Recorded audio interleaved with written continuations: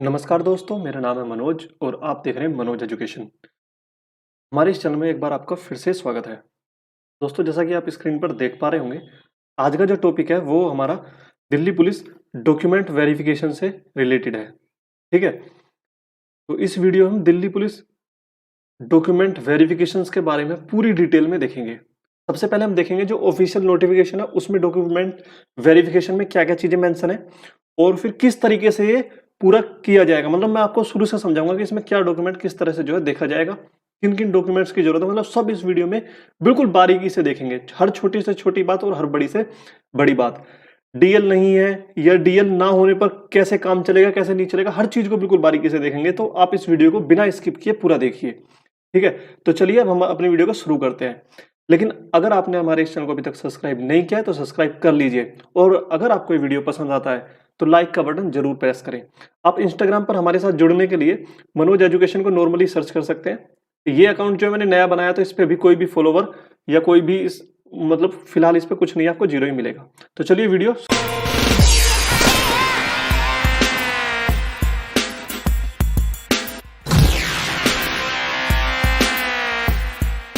दोस्तों, जैसा कि आप डिस्प्ले पर देख पा रहे होंगे, ये वही पीडीएफ है जो भर्ती के दौरान जो है दिल्ली पुलिस ने मतलब पूरा पैटर्न जो है बताया था कि किस क्या क्या चीजें किस बेस पे चाहिए, और मतलब पूरा जो पीडीएफ वो आया था वो यही है 51 पेज का। तो उसका मैंने डॉक्यूमेंट वेरिफिकेशन वाला पेज जो है यहाँ पर आपके सामने दिखाया हुआ है, और इसमें कुछ चीजें हम इसको एक बार देख लेते हैं क्या है, फिर इसको मैं अच्छे से आपको एक्सप्लेन करूंगा। और अगर कुछ क्रिटिकल कंडीशन है, मतलब कोई डॉक्यूमेंट आपके पास नहीं है तो वो नहीं है तो उसके बदले में मतलब उसकी जगह पे क्या चीज जो है चल जाएगी, या किन हालातों में कुछ चीज चल सकती है कोई चीज नहीं चल सकती, उसी के बारे में हम देखेंगे। तो सबसे पहले हम इसी के बेस पर देख लेते हैं। तो सबसे पहले जब हम इसे यहाँ से देखेंगे, all the candidates short listed on the basis of their performance in computer based examination and वो क्वालिफाई। अब देखिए यहाँ पर एक चीज लिखी गई है, वो qualify all the events of PE and MT, जैसे कि रेस, लॉन्ग जंप और high jump and physical measurement are required to appear document verification along with photocopies and original document and mention para number 14.3। तो यहां पर इस चीज से एक बात जो है क्लियर हो गई है कि हमें जो डॉक्यूमेंट लेकर जाने हैं वो ओरिजिनल भी लेके जाते हैं, ओरिजिनल भी लेके जाने हैं, ठीक है, और उनकी फोटोकॉपी भी जो है लेके जानी है। ठीक है, तो यहां पर हमें दोनों तरह से जो है लेके जाने हैं। और उसकी बात बता दूं कि जैसा कि 2017 वाली भर्ती में हुआ था, उसमें डॉक्यूमेंट वेरिफिकेशन भर्ती से पहले हुआ था, और इसमें यहां पर क्लियरली मेंशन है कि जो फिजिकल को क्लियर कर लेगा उसी का जो है डॉक्यूमेंट वेरिफिकेशन किया जाएगा। ठीक है, और इसी के साथ जब हम यहां पर पॉइंट नंबर 2 पर जाते हैं तो यहां पर एक चीज मेंशन है, कैंडिडेट्स हैव ब्रिंग, यहां पर देखिए 2 passport size recent colour photos and 1 original valid photo ID proof as listed in para number 13.7। तो जी हाँ, आपको यहां पर बिल्कुल रिसेंट के मतलब ज्यादा पुराने ना हो, 2 पासपोर्ट साइज फोटो लेके जाने हैं। ठीक है, 2 फोटो आपको साथ में लेके जाने हैं, और उसी के साथ आपका कोई जैसे आधार कार्ड या वोटर आईडी कार्ड, और डीएल तो आपको लेके जाना ही जाना है, तो कोई भी एक ऐसा मतलब वैलिड आईडी प्रूफ हो जिस पर की फोटो वगैरह भी हो। ठीक है, तो इसके बाद अब हम देखते हैं आगे क्या क्या चीजें मेंशन की गई। डॉक्यूमेंट क्या क्या है उनको एक बार यहां पर देख लेते हैं। तो डॉक्यूमेंट को जब हम देखते हैं, देखिए यहां पर डॉक्यूमेंट सबसे पहले आपका मल्टीकुलेशन या सेकेंडरी सर्टिफिकेट, इसमें आप नॉर्मली मान के चलिए, इसमें आपको टेंथ की जो मार्कशीट है वो आपको चाहिए। ठीक है, जैसा कि अब बता दिया गया, जो भी डॉक्यूमेंट है वो ओरिजिनल और फोटोकॉपी दोनों वे में लेकर के जाना है। ठीक है, ओरिजिनल भी और फोटोकॉपी भी। तो टेंथ की जो आपकी मार्कशीट है वो या तो 10th क्लास की हो या 10th ग्रेड की हो, मतलब कोई भी ऐसी आपने, क्योंकि अलग अलग राज्यों में अलग अलग जो पैटर्न है शिक्षा का वो फॉलो होता है, तो कोई या तो 10th क्लास हो या कोई भी ऐसी डिग्री हो, ऐसा रिजल्ट हो जो 10th के इक्विवेलेंट माना जाता हो। ठीक है, उसके बाद यहाँ पे जो है आवश्यक आवश्यक एजुकेशनल सर्टिफिकेट जो है, मतलब जो इस भर्ती के लिए आवश्यक है, यानी कि इन दोनों पॉइंटों का आप मेनली ये मान लीजिए 10th और 12th का जो है आपको जो मार्कशीट है वो चाहिए ही चाहिए। आजकल नए पैटर्न में जो है मार्कशीट और सनद जो एक ही साथ आ रही है, तो खाली मार्कशीट से जो है काम चल जाएगा। तो ठीक है, उनकी फोटोकॉपी भी साथ में लेकर जानी है। उसके बाद यहाँ पर इसमें आगे वाला जो पॉइंट है उसको जब हम यहाँ पर देखते हैं, तो इस पॉइंट में यहाँ पर लिखा गया है कि अगर मतलब जैसे कि मैंने अभी बताया कि हर स्टेट में थोड़ा सा अलग अलग शिक्षा पद्धति जो है, शिक्षा पैटर्न जो है वो अलग अलग है, एजुकेशनल पैटर्न जो है। तो कोई भी ऐसी डिग्री हो जो ऐसे इस भर्ती में जो है वो 12th पास को माना गया है कि 12th पास अप्लाई कर सकते हैं। तो या तो 12th का ही सीधा मार्कशीट और सनद हो, जो कि आजकल एक में कंबाइन आ रही है, और उसके अलावा या फिर कोई ऐसी डिग्री हो या कुछ भी ऐसा हो जिसको 12th के बराबर माना गया हो। ठीक है, कुछ भी ऐसा इस पैरे में जो है ये चीज लिखी गई है। ठीक है, उसके बाद अब बात करते हैं ड्राइविंग लाइसेंस की। तो ड्राइविंग लाइसेंस की बात करने के लिए यहाँ पर आप आ जाइए, सबसे पहले इस पैरे में हम चलते हैं। तो ड्राइविंग लाइसेंस पहले जो है बहुत कंफ्यूजन होता था कि खाली कार का चाहिए। मतलब एक तो लाइसेंस दो तरह के मेनली बनते हैं एलएमवी में। एलएमवी में दो तरह के लाइसेंस जो है बनते हैं। एक होता है ओनली बाइक का, मतलब सिर्फ बाइक बाइक यानी कि टू व्हीलर का होता है। एक होता है बाइक एंड कार का। ठीक है, मतलब एक होता है खाली टू व्हीलर के लिए और एक होता है एलएमवी में मतलब बाइक और कार के लिए। तो इसमें दोनों चल जाएंगे। अगर आपके पास बाइक एंड कार वाला है वो भी आपका इसमें चल जाएगा, और जो यदि आपके पास वो नहीं है, मतलब अगर आपके पास बाइक और कार वाला है तो ठीक है, चल जाएगा। और अगर आपके पास खाली बाइक वाला लाइसेंस है वो भी इसमें चल जाएगा। ठीक है, लास्ट ईयर भी इस बारे में बहुत सारा जो है कंफ्यूजन वो हुआ था, लेकिन जो है इसमें दोनों जो है वो चल गए थे। ठीक है, मेल कैंडिडेट के लिए चाहिए, फीमेल कैंडिडेट्स के लिए कोई भी ड्राइविंग लाइसेंस की आवश्यकता नहीं है। और इसमें अगर आप कोई भी कास्ट कैटेगरी मतलब जैसे एससी एसटी ओबीसी या मतलब कोई किसी भी कास्ट बेस पे कोई मतलब छूट जो है उसका जो आप हकदार है ऐसा दावा करते हैं, तो उसका आपको एक कास्ट कैटेगरी सर्टिफिकेट लाना पड़ेगा। ठीक है, अगर आप उस कास्ट का जो है दावा करते हैं, उस कास्ट के दौरान छूट का दावा करते हैं। और ये मैं बता दूं आपको, स्टेट गवर्नमेंट वाला नहीं चलता इसमें। लास्ट भर्ती में भी ऐसा ही हुआ था। मैं जो फैक्ट आपको बता रहा हूँ पिछली भर्ती से भी जोड़ के बता रहा हूँ। ठीक है, और इसमें जो मेंशन है वो मैं आपको बता ही रहा हूँ। तो इसमें क्या होगा, इसमें केंद्र द्वारा मतलब वो जो है केंद्र द्वारा जारी किया हुआ होना चाहिए। स्टेट वाला इसमें नहीं चलता, राज्य वाला जो है वो नहीं चलता।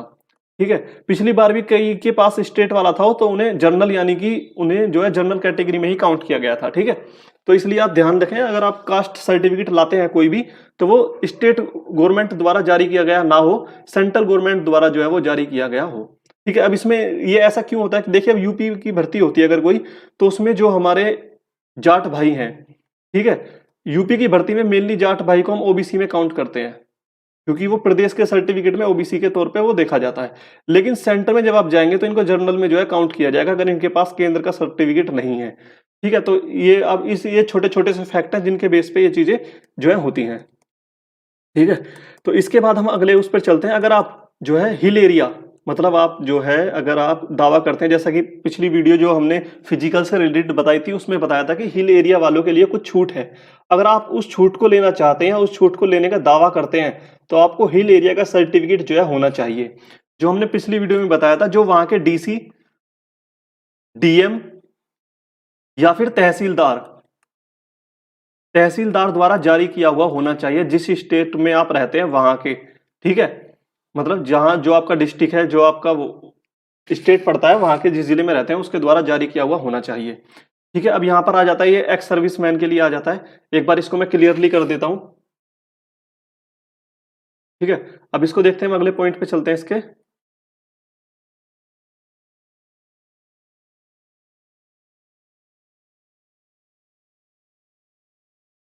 तो अगले पॉइंट पे जब आप यहां देखेंगे, वो कहां पे हाँ ये रहा, फॉर एक्स सर्विसमैन।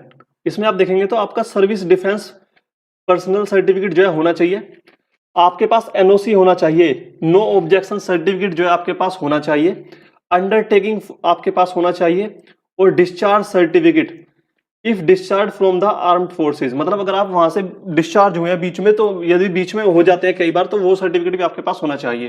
कहने का मतलब इनका कुल ये है कि आप जिस भी चीज का वहां पर दावा करते हैं, जिस भी सेवा का लाभ जो है लेना चाहते हैं, आपके पास उसका वैलिड डॉक्यूमेंट जो है वो होना चाहिए। ठीक है, अगर इसके अलावा कोई भी कैंडिडेट किसी भी आधार पर, मतलब जो इसमें मेंशन है, जो हमने पिछली वीडियो में बताई हुई है, उनके आधार पर अगर वो एज में छूट जो है वो मांग करता है कि मुझे एज में छूट दी जानी चाहिए, तो किस आधार पर उसे छूट दी जानी चाहिए जो कि इस फॉर्म में वैलिड है, उसका सर्टिफिकेट उसके पास होना चाहिए। ठीक है, जैसा कि मैंने बताया आपको हर डॉक्यूमेंट ओरिजिनल और फोटोकॉपी में लेके जाना है। मैं सजेस्ट करूंगा कि आपको 2 फोटोकॉपी लेके जानी चाहिए साथ। ठीक है, अब यहां पर देखेंगे ये क्या, ward certificate issued to ward of Delhi police person multitasking staff और दिल्ली पुलिस। देखिए अगर आप जो है, जैसा कि हमने पिछली भर्ती में देखा था कि जो लोग जो है दिल्ली पुलिस में जिनके पापा या मम्मी या मल्टीटास्किंग स्टाफ में जो है काम करते हैं, अगर उस बेस पे आपको छूट चाहिए तो उसका भी एक सर्टिफिकेट होता है, वो है वार्ड सर्टिफिकेट, वो भी इशू किया जाता है। तो आप उसको भी बनवा कर लेके जाएं अगर आप उसका कोई भी बेनिफिट लेके लेना चाहते हैं। तो इसमें होगा क्या, अब यहाँ पर इसमें यही जो चीज है वही बताई गई है। अब हम बात करते हैं अपनी कि मतलब किस डॉक्यूमेंट को किस तरीके से देखा जाता है, किस डॉक्यूमेंट के ना होने पर जो है क्या चीज जो है होगी। तो दोस्तों जैसा कि आपने देखा पीछे, सबसे पहले हमें चाहिए 10th और 12th की मार्कशीट, 10th और 12th की मार्कशीट। ठीक है, मैं एक बार यहां पर सबको लिख देता हूं अच्छे से आपको बताते हुए। 10th और 12th का रिजल्ट यानी कि मार्कशीट हमें चाहिए। ठीक है, मार्कशीट हमारे पास होनी चाहिए जो कि ओरिजिनल फॉर्म में हो। कैसी हो, ओरिजिनल हो वो, और उसकी फोटोकॉपी भी जो है साथ में लेके जानी है। दूसरी चीज अगर यहाँ पे हम मेन चीज बात करें तो वो आता है आपका डीएल, मेल कैंडिडेट्स के लिए आता है डीएल। डीएल में आपके पास बाइक का हो या फिर बाइक और कार का हो। ठीक है जी, दोनों जो है चल जाएंगे। अगर किसी के पास खाली बाइक का है तो वो बिल्कुल टेंशन ना ले, वो चल जाएगा। ठीक है, इसके बाद ये जो चीज है हमारी लाइसेंस वाली, ये खाली मेल कैंडिडेट के लिए अप्लाई होती है। ठीक है, फीमेल्स के लिए कोई भी लाइसेंस की आवश्यकता नहीं है। तीसरा पॉइंट अगर हम यहां पर देखें तो तीसरे पॉइंट में क्या आता है आपका, कास्ट सर्टिफिकेट। ठीक है, कास्ट सर्टिफिकेट। कास्ट सर्टिफिकेट के अंदर अगर आप किसी कास्ट में किसी कास्ट के बेनिफिट जो इस भर्ती में मिल रहे हैं उनको लेने का दावा आप करते हैं, उनको लेना चाहते हैं, तो आपको केंद्र सरकार द्वारा जारी किया गया उस कास्ट का सर्टिफिकेट आपके पास होना चाहिए। यहां पर मैं लिख देता हूं केंद्र सरकार द्वारा। ठीक है, स्टेट सरकार का इसमें नहीं चलेगा, मैंने जैसा कि पहले भी बता दिया है। और अगर आप ये सर्टिफिकेट जो है नहीं दिखा पाते हैं, जैसा कि मैं बात करता हूं अगर यहाँ पे कि कोई चीज अगर आपके पास नहीं है तो देखा, अगर 10th और 12th की मार्कशीट आप नहीं दिखा पाते हैं तो कोई रास्ता नहीं है, आपको डॉक्यूमेंट वेरिफिकेशन में फेल करके घर जो है भेज दिया जाएगा। इसका कोई भी अल्टरनेटिव नहीं है। ठीक है, अभी हम बात करेंगे कि अगर खो जाती है तो क्या इसका एक रास्ता है, वो भी मैं आपको लास्ट में बताऊंगा। तो इसमें होता है अगर आपके पास डीएल नहीं है, देखिए डीएल जो है आपको ओरिजिनल जो है वहां पे लेके जाना होगा, ओरिजिनल लेके जाना होगा। ठीक है, ओरिजिनल लेके जाना होगा और इसकी कोई भी फोटोकॉपी या लर्निंग जो है नहीं चलेगा। जैसे कि बहुत से लोग कंफ्यूजन में रहते हैं कि लर्निंग चल जाएगा क्या, लर्निंग जो है वो नहीं चलेगा बिल्कुल भी। आपके पास लाइट होना चाहिए। ठीक है, लाइट लाइसेंस जो है वो होना चाहिए। और जैसे कि मैंने बताया खाली बाइक का भी चलेगा और बाइक और कार का भी चलेगा। इससे बड़ा कोई है अगर, जैसे कि हैवी बैच चढ़ा हुआ है कोई भी है, वो चल जाएगा। ठीक है, इसके अंतर्गत जो बात आती है, अगर ड्राइविंग लाइसेंस नहीं है ओरिजिनल तो वो कहाँ है, मतलब जैसे कि अगर किसी का कोई भी डॉक्यूमेंट खो गया है, जैसे चलो उसी की बात कर लेते हैं, कोई भी डॉक्यूमेंट अगर खो गया है तो जो भी डॉक्यूमेंट आपका खोया है, एक तो उस डॉक्यूमेंट का आपके पास, हर डॉक्यूमेंट का एक नंबर होता है। ठीक है, तो उस डॉक्यूमेंट का आपके पास नंबर होना चाहिए। ठीक है, चाहे उसकी फोटोकॉपी मौजूद हो, उस पे नंबर लिखा हो, ठीक है, कुछ भी, मतलब उसका नंबर आपको पता होना चाहिए। और जो नंबर, मतलब जो भी डॉक्यूमेंट आपका खो गया है उसकी एक एफआईआर या एनसीआर, वो डिपेंड करता है कि डॉक्यूमेंट किस उस पे है, तो उसी के बेस पे एफआईआर होगी या एनसीआर कटेगी, वो जो है आपके पास होनी चाहिए। और उस एफआईआर या एनसीआर में उस डॉक्यूमेंट का नंबर जरूर मेंशन होना चाहिए। जैसे कि मान लीजिए किसी का डीएल खो गया है, तो डीएल जब खो गया है तो डीएल का नंबर जो है आपका, डीएल नंबर जो भी उसका होता है, वो उस एफआईआर या एनसीआर में छपा, मतलब होना चाहिए कि ये मेरा लाइसेंस था और ये खो गया है। ठीक है, क्योंकि आजकल तो डीएल नंबर से ही जो है पूरा डाटा डीएल का हम देख सकते हैं। तो अगर खो गया है या फिर भी मतलब ऐसा कुछ हो गया है, कोई डॉक्यूमेंट खो गया है, तो उस डॉक्यूमेंट का नंबर और वो नंबर एफआईआर में होना चाहिए। तो इतना होने के बाद मे भी शायद आपका काम जो है चल जाएगा। ठीक है, मैं पूरी 100% श्योरिटी तो नहीं लेता कि मतलब चल ही जाएगा, पर पिछली भर्ती में एक दो केस जो है ऐसे देखे गए थे जिनके पास एफआईआर या एनसीआर में उसका नंबर था, तो वो जो है हो गया था। क्योंकि डॉक्यूमेंट वेरिफिकेशन जो है जब फाइनल सिलेक्शन हो जाता है ना, जब फाइनल सिलेक्शन हो जाता है तब भी एक बार जो है होता है, सारे डॉक्यूमेंट जमा होते हैं, तब भी एक बार मोटे तौर पर सारे डॉक्यूमेंट देखे जाते हैं। तो अगर आप फिजिकल में नहीं दिखा पाते, आपके पास एफआईआर या एनसीआर है और आप उसको दोबारा निकलवाने के लिए, मतलब कोई भी डॉक्यूमेंट हम जो है दोबारा इशू करवा सकते हैं। अगर खो जाता है तो उसके एफआईआर या एनसीआर द्वारा, या नॉर्मली उसका एक प्रोसेस होता है, उसके द्वारा निकलवा सकते हैं। तो उसका एक टाइम होता है, जैसे 10 दिन या 12 दिन या मैक्सिमम 15 दिन, मतलब कुछ भी हो, इतने दिनों में ही उसका वो एक प्रोसेस होता है जिसके थ्रू वो निकल पाता है। तो अगर इन दिनों में आप हाजिर नहीं कर पाते, उस डॉक्यूमेंट को नहीं बनवा पाते दोबारा से, तो आप उसकी एफआईआर या एनसीआर जो आपने कटवाई है उसको लेके जा सकते हैं। ठीक है, तो केंद्र सरकार का मैंने यहाँ पे बता दिया। उसके अलावा बात करते हैं अगर आप मतलब एक्स सर्विसमैन के लिए जितने सर्टिफिकेट मतलब जो हमने दिखाया था अभी पहले, एनओसी सर्टिफिकेट हुआ, डिस्चार्ज सर्टिफिकेट हुआ, ये सब आपको ओरिजिनल फॉर्म में लेके जाने हैं। दोस्तों मैं बताता हूँ आपको पूरा प्रोसेस होता कैसे है। इसमें डॉक्यूमेंट वेरिफिकेशन मतलब जो आपका फिजिकल क्लियर हो जाएगा। मैं आपको बताता हूँ 2017 में ये चीजें जो है कैसे हुई थी। ठीक है, 2017 में जो है फिजिकल से पहले जो है डॉक्यूमेंट वेरिफिकेशन हुआ था। जिसका डॉक्यूमेंट वेरिफिकेशन हो गया था उसी को ही जो है फिजिकल देने के लिए किया गया था। जैसा कि अभी हमने देखा था, इसमें जो नोटिफिकेशन आया हुआ है, जो पीडीएफ फाइल आई हुई है, उसमें क्लियरली साफ साफ कहा गया है कि जो है डॉक्यूमेंट वेरिफिकेशन जो है वो जो है बाद में होगा। जो फिजिकल पास कर लेगा, जो पास कर लेगा उन्हीं का जो है वो होगा। ठीक है, तो इस पिछली बार कैसा हुआ था, हालांकि वो मैटर तो नहीं करता, पर फिर भी मैं एक बार आपको मोटे तौर पे बता देता हूं। जो भी जिनका भी फिजिकल है उनको सुबह 7 बजे के बाद जो मतलब 7 बजे तक जो है ग्राउंड में बुला लिया जाता है और उनको एक टेंट में बिठा दिया जाता है।